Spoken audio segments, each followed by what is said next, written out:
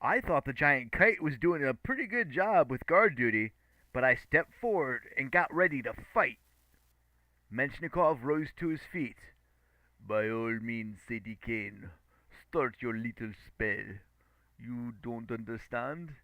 The spirit of Capri created this prison. Ra gave part of his own soul, his ability to be reborn, to keep Patrothus chained. Sadie looked like he'd slapped her in the face. The last scarab? Exactly, Menshnikov agreed.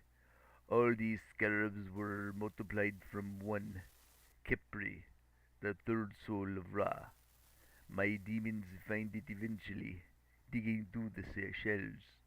It's one of the only scarabs still alive now, and once we crush it, our purpose will be free. Even if you summon it back to Ra, our purpose will still be freed. Either way, Ra is too weak to fight. Our purpose will devour him.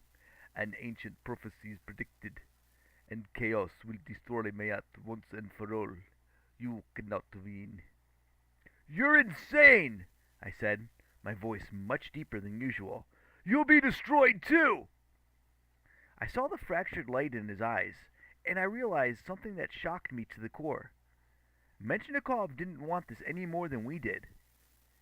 He'd lived with grief and despair so long that a Aprovis has twisted his soul, made him a prisoner of his own hateful feelings.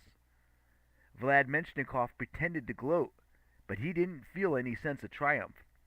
Inside, he was terrified, defeated, miserable.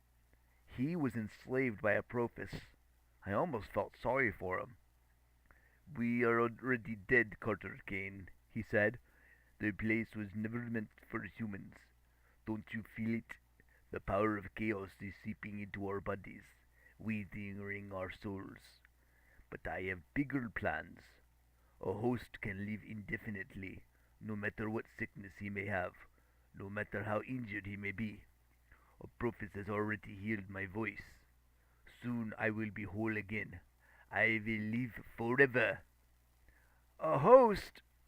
When I realized what he meant, I almost lost control of my new giant form. You're not serious, Menshnikov! Stop this before it's too late! And die? He asked.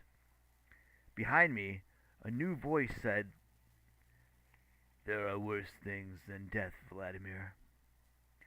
I turned and saw a second boat gliding towards the shore. A small gray skiff with a single magic oar that rowed itself. The Eye of Horus was painted on the boat's prow, and its lone passenger was Michael Desjardins. The chief lector's hair and beard were now white as snow. Glowing hieroglyphs floated from his cream-colored robes, making a trail of divine words behind him. Desjardins stepped ashore. You toy with something much worse than death, my old friend. Pray that I kill you before you succeed. Of all the weird things I'd experienced that night, Desjardins stepping up to fight on our side was definitely the weirdest.